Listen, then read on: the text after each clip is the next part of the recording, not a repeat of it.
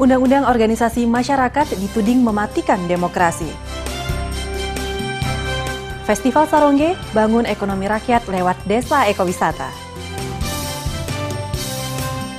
Halo saudara, Anda menyaksikan Tempo Kini, program berita 30 menit yang menyajikan informasi mendalam selama sepekan. Bersama saya, Eka Juli. Berikut berita pertama.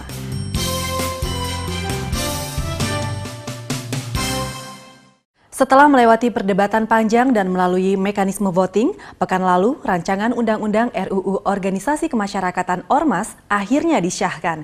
Rancangan Undang-Undang Ormas yang dibahas Dewan Perwakilan Rakyat DPR sejak tahun 2011 sah menggantikan Undang-Undang Ormas Nomor 8 Tahun 1985 yang dituding bersifat subversif. Namun pengesahan undang-undang tersebut menuai pro kontra di kalangan masyarakat. Undang-undang tersebut dituding akan membatasi kebebasan berserikat warga negara. Simak liputannya berikut ini. Wakil-wakil rakyat Anda. Yang kedua, kalau Anda tidak kenal orang. Setelah melewati perdebatan panjang dan melalui mekanisme voting, pekan lalu rancangan Undang-Undang RUU Organisasi Kemasyarakatan atau Ormas akhirnya disahkan. RUU Ormas yang dibahas Dewan Perwakilan Rakyat DPR sejak tahun 2011 sah menggantikan Undang-Undang Ormas Nomor 8 Tahun 1985 yang dituding bersifat subversif. Namun pengesahan undang-undang tersebut menuai pro kontra di kalangan masyarakat. Undang-undang tersebut dituding akan membatasi kebebasan berserikat warga negara.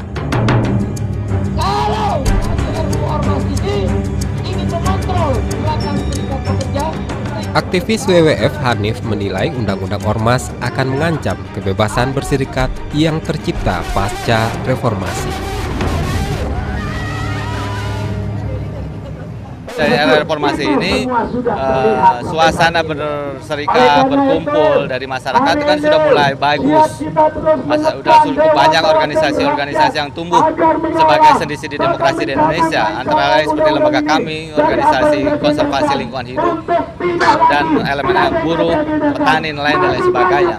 Nah, keberadaan RUU ini kita mengkhawatirkan justru akan meredupkan kembali semangat masyarakat di Indonesia untuk bisa berserikat, berkumpul, menjadi bagian berperan penting dalam pembangunan. Hal senada juga dilontarkan Presiden FSPMI Said Iqbal. Menurutnya, ketidakjelasan definisi ormas membuat serikat pekerja yang didirikan kaum buruh masuk dalam kategori ormas. Akibatnya pembentukan sebuah serikat pekerja rawan digagalkan oleh pemerintah maupun pengusaha. Pencatatan atau pendirian serikat pekerja itu harus mendapatkan izin daripada pemerintah, Kemendagri. Padahal dalam Undang-Undang Nomor 21 Tahun 2000 itu sudah jelas, cukup mencatatkan ke Dinas Tenaga Kerja setempat, maka serikat pekerja bisa menjalankan fungsi dan perannya. Tapi kalau nanti dia bisa dikategorikan ormas dan pasal-pasal RUU Ormas itu mengebiri pembentukan serikat pekerja, maka yang terjadi adalah akan ada kesulitan mendapatkan izin dari Mendagri atau pemerintah daerah setempat. Iqbal menegaskan Undang-Undang Ormas tidak hanya menghalangi pembentukan serikat pekerja. Undang-undang baru tersebut juga dinilai memberangus serikat pekerja yang sudah ada. Ditambahkannya, kewenangan pembubaran ormas yang berada di tangan pemerintah maupun kepala daerah membuat keberadaan serikat pekerja terancam. Dalam pasal-pasal RUU Ormas itu kan, Mendagri atau pemerintah daerah bisa membubarkan, bisa membekukan daripada ormas. Nah, berarti serikat buruh dan serikat pekerja bisa dibubarkan, bisa dibekukan.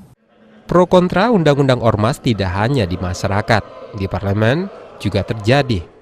Meski sudah disahkan, tidak semua anggota Dewan setuju dengan isi Undang-Undang Ormas. Anggota DPR dari fraksi Gerindra, Ahmad Muzani, salah satunya yang menolak. Kami merasa dominasi negara masih cukup dominan. Baca misalnya di dalam sanksi-sanksi yang diberikan oleh negara. Tetapi di dalam undang-undang itu tidak jelas apa kontribusi negara terhadap ormas.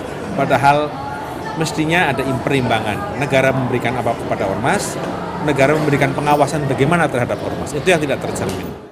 Sementara pernyataan berbeda dilemparkan oleh Ketua Fraksi PKS Hidayat Nur Wahid. Dirinya setuju dengan keberadaan Undang-Undang Ormas. Menurut Hidayat, Indonesia perlu undang-undang baru untuk menggantikan undang-undang lama yang represif. Kalau RUU ini tidak disahkan, maka undang-undang tentang ormas yang dibuat pada zaman Orde Baru, yang sangat represif, yang tidak memberi ruang untuk berserikat berkumpul seperti yang diinginkan oleh warga bangsa Indonesia, itu bisa langsung dibuarkan oleh pemerintah atau dibubarkan oleh pemerintah. Kami setuju undang-undang ini segera disahkan, sebab kalau undang-undang ini tidak disahkan, maka secara tidak langsung kita menyetujui untuk diberlakukannya terus-menerus undang-undang yang produk Orba itu. Berikut beberapa pasal dalam Undang-Undang Ormas yang dianggap membahayakan demokrasi di Indonesia. Bab 4 Pasal 9 berisi ketentuan Ormas didirikan oleh 3 orang atau lebih warga negara Indonesia, kecuali Ormas yang berbadan hukum yayasan. Pasal ini sebelumnya dikhawatirkan akan mempersulit WNI yang berniat mendirikan Ormas. Bab 5 Pasal 15 berisi ketentuan Ormas yang telah mendaftar ke Kementerian Hukum dan HAM tidak perlu lagi mendapatkan surat keterangan terdaftar dari Kementerian Dalam Negeri. Sementara Ormas yang belum berbadan hukum cukup mendaftar ke Kementerian Dalam Negeri untuk mendapatkan surat keterangan terdaftar atau SKT.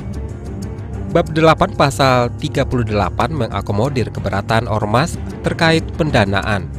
Dalam pasal ini, Ormas diminta transparan dan akuntabel dalam mengelola keuangan. Ini termasuk menyangkut sumber dana, apakah dari iuran anggota, bantuan masyarakat, hasil usaha, bantuan asing, dan yang bersumber dari APBN, APBD. Ormas juga diminta menggunakan rekening Bank Nasional. Dari data Kementerian Dalam Negeri saat ini ada sekitar 65.000 ormas di Indonesia. Jumlah tersebut tidak termasuk ormas yang tidak mendaftarkan diri ke Kementerian Dalam Negeri. Undang-undang ormas yang baru diharapkan mampu memfasilitasi keberadaan kebebasan berserikat warga negara. Namun bagi Said Iqbal dan kalangan buruh, keberadaan undang-undang ormas tetap menjadi ancaman bagi kebebasan berserikat. Said Iqbal dan FSPMI berencana untuk segera melakukan uji materi Undang-Undang Ormas ke Mahkamah Konstitusi.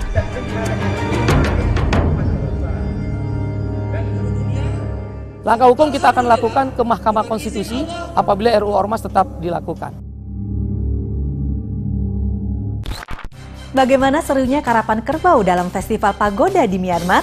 Simak liputannya setelah yang satu ini.